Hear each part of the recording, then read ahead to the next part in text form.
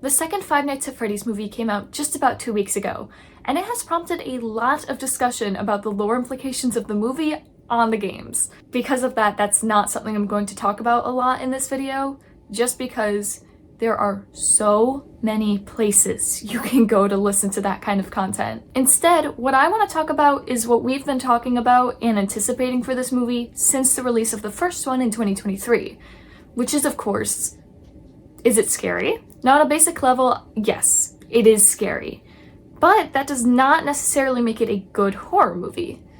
Now, you may be asking yourself, if it's scary, why wouldn't it be a good horror movie? I mean, the point of horror is to be scary. And while on some level that's true, there are many types of horror movies, not all of which are scary. Some are creepy, others are unsettling, but ultimately, the idea of something being scary is not integral to the quality of a horror movie. Later, I'll get more into what I consider the different types of horror movies, but for now I want to start at the beginning on what makes a horror movie fundamentally good and enjoyable. Well, for one, you gotta start with a story. I think the weakness that a lot of modern horror movies have is they're looking too much for that fear factor and not enough at the fact that you have to have likable characters doing interesting things. If you look at most slasher movies from the 80s or 90s, you're going to see a basic story at the heart of the movie. Now, of course, there's many different types of stories to be told, especially with horror. However, a good place to start looking at this concept is with the one story theory. This is just something I'm personally interested in, so I want to talk about it, but the one story theory is essentially the idea that all stories that we tell as a society are based in the human condition, meaning that our experiences and lives are all connected and ultimately connect us back to the stories that we are telling. That's what makes them interesting and engaging. And if you don't think this is true, look at Beowulf and compare it to High School Musical. Even though Grendel represents something completely different than Sharpay, ultimately our main characters, Beowulf and Troy, are facing a struggle that is relatable. Our stories have to adapt to our time, so of course those differences are going to exist. Of course, this doesn't exclude period pieces, but when you think about it, those are told through a modern lens, meaning that the problems you're seeing were handpicked to be engaging to a modern audience. Even documentaries seem to follow this idea as they choose topics that are relevant to our modern society. I mean, how many expose documentaries have come out about YouTubers in the past 5 years? A lot more than previously. Of course, this is partially due to the fact that YouTube hasn't existed for 30 plus years or anything, but it's important to consider that when considering a story. So, of course, horror movies need to be rooted in the human condition. It also helps if they follow some sort of arc. There's so many different arcs we can talk about, especially since horror movies are very versatile in the types of ones they choose. But ultimately, we can go back to the one we all learned about in middle school, which is the roller coaster arc, as I like to call it. This is the one where you have your rising action, your peak, and then a falling action and conclusion. We like these kinds of stories because they're easy to follow. Again, not all horror movies are going to follow this, but a lot do. There's also different types of act structures. You can look more into this yourself, but a 2-act structure works differently than a 3-act structure. Shakespeare is a good example of this. If you compare a Shakespeare play to a modern play, the way they tell their story is going to be very different because Shakespeare was working with a longer story. I mean, the Hamlet movie is 4 hours long. Usually plays today are only about 2.5, maybe hours. It's very different. All of this to say that these basic elements of storytelling need to be put into a horror movie in order to make it work. It's similar for gaming as well. Five Nights at Freddy's is actually a really good example of this because most of its storytelling is done environmentally. Take Secret of the Mimic, its most recent release, for example. We start with Arnold going to MCM. He learns about the Mimic. We have our rising action. Our climax occurs during the ending when he discovers everything under MCM. And then you have all of the falling actions after it. So, knowing that it's being used in the games, it's reasonable to assume that it was used in the movie. Was it? For the most part, yes. We have a lot of exposition with Abby wanting to put the animatronics back together, or Vanessa facing her nightmares with William, but we also have rising action in the Spectral Scoopers going to the pizzeria and discovering that it's haunted. We also have that in Abby going to the pizzeria and becoming friends with Megan Fox. Our climax occurs, obviously, once Abby is possessed by the puppet, And our falling action is all that set up for the nice third movie. And yes, this does include the after credits scene, which is also set up for the third movie. That actually was my main problem with the movie and its storytelling. Obviously, it's a sequel, so it looks a little different, but it did spend a lot of time preparing itself for another sequel. This issue has run rampant in Hollywood for the past couple of years.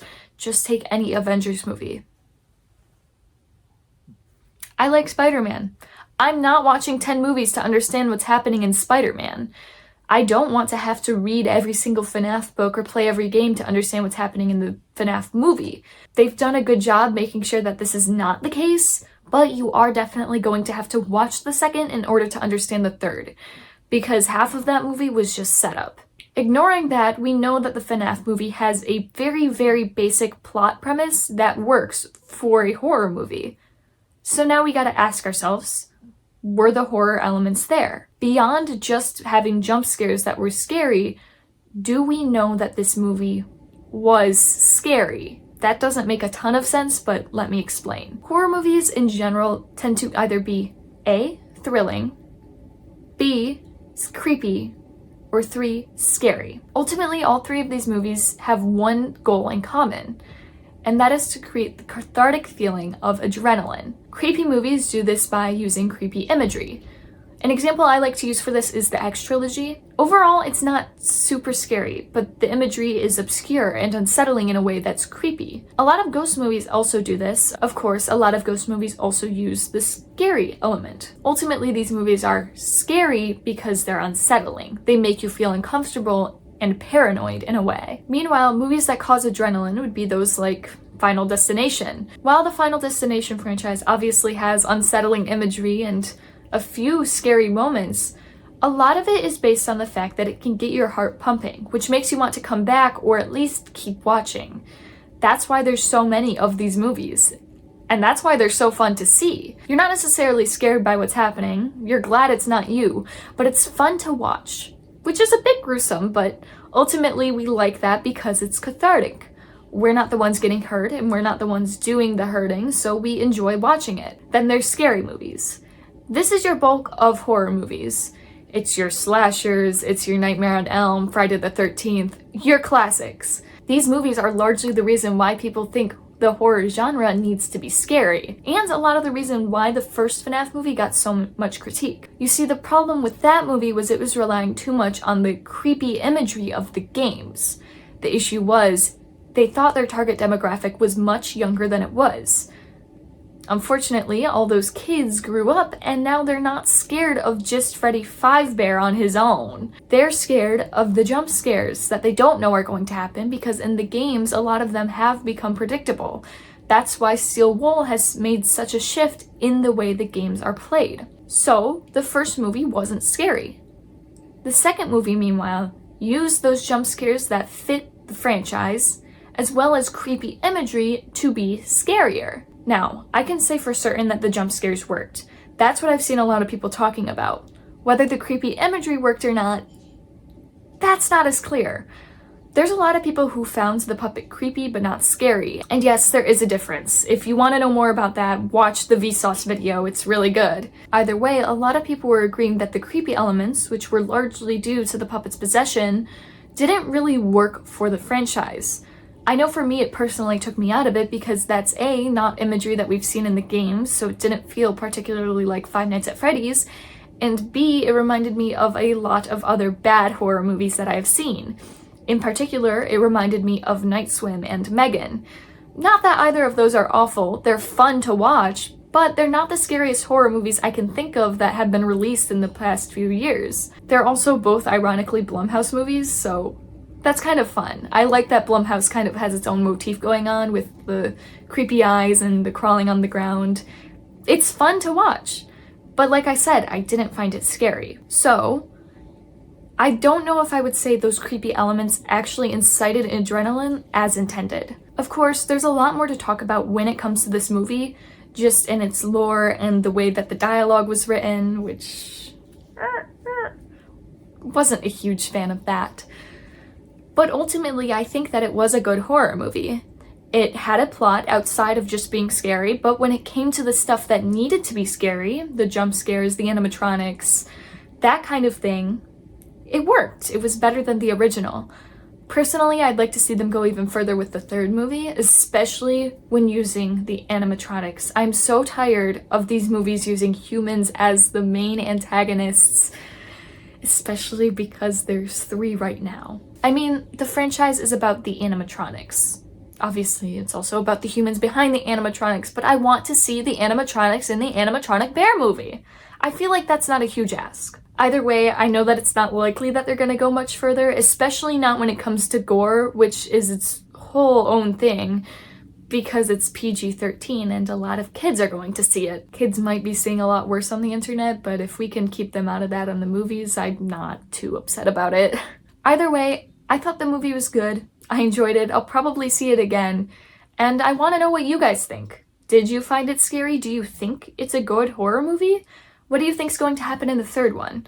What does this mean for the lore? These are all things that I'd be happy to talk about in the comment section below. Leave a like, subscribe, check out my other videos, and I'll see you all next time. Bye! Also, sorry for the low audio quality and the shaky camera. I'm home for winter break and my camera broke.